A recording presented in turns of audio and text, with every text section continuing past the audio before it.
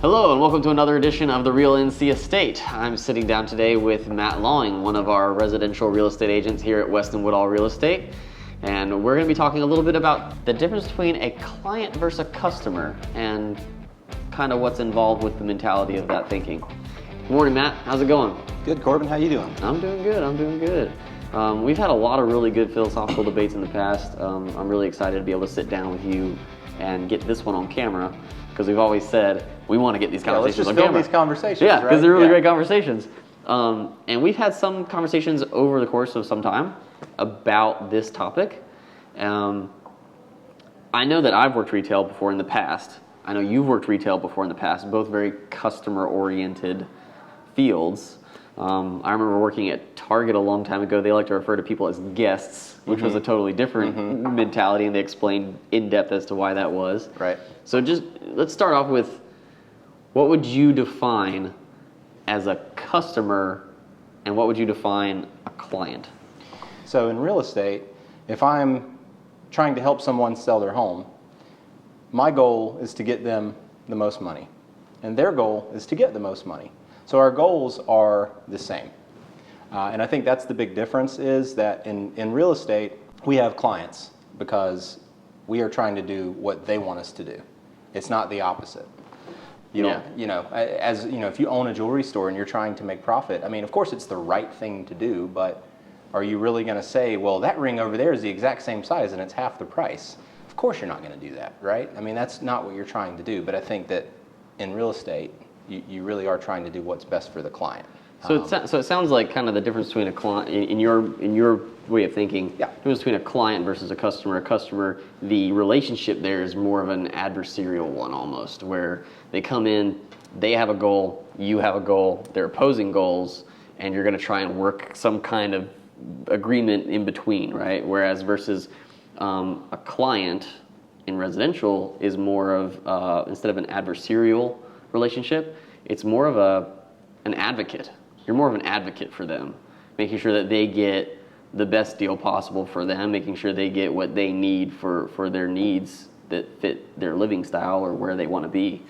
And I kind of look at it more so as like a coach or a trainer, or just somebody who's quite literally in your corner, helping you do what's best for you. Yeah. As opposed to being on, like you said, kind of an adversarial role. Yeah. So yeah, I mean, I think I think it would be beneficial for people to understand that when we at Weston Woodall do what we do, we're doing what's in your best interest. We're bound to do what's in your best interest, by law, by ethics, by everything else. And so I think that it's very easy to look at somebody as a real estate agent and to say, they're just trying to make money, or they just wanted to close whatever. But I don't think a lot of times they realize how much we actually do care and how much we actually do want to do what's in their best interest.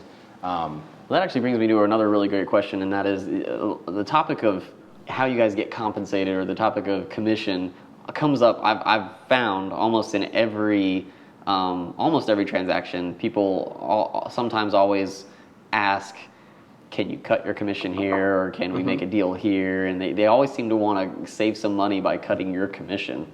And I think you guys are worth it. I think you guys work really, really hard, because I see it every day. I see what you guys do every day. I see how far you go, how much you're willing to advocate for that client to get them the deal that they need, how often you call and go back and forth. But they don't always see that, right?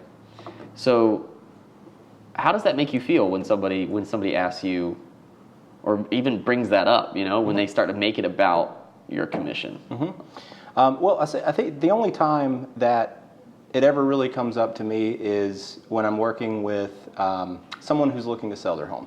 With buyers, it doesn't really come up, because even before I start working with a buyer, whatever house they buy, that commission is set, whether it's 2.5%, 3%, I'm going to get what I get. So it's not very easy for a buyer to try to have that conversation and cut that out. What really happens is someone's trying to sell their home, and they may not understand why it is that we're charging, of course there's no standard, and people need to realize that. It's not like all the agencies across the triangle get together and say, all right guys, what are we going to make it this year? That's actually illegal, fun fact. But so whether it be 5 or 5.5 or 6, and I've seen some companies do it for 4 or whatever. And what I tell people is, I do charge 6%. My personal standard is 6%, but I do so much with that.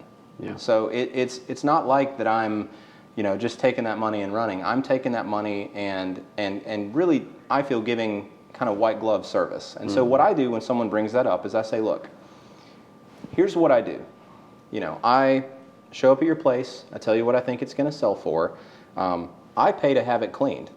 I pay to have a licensed appraisal come out there and to give you a digital floor plan that I can market to the MLS so that people can get an idea for the feel of the dimensions of the home before they even set foot in it.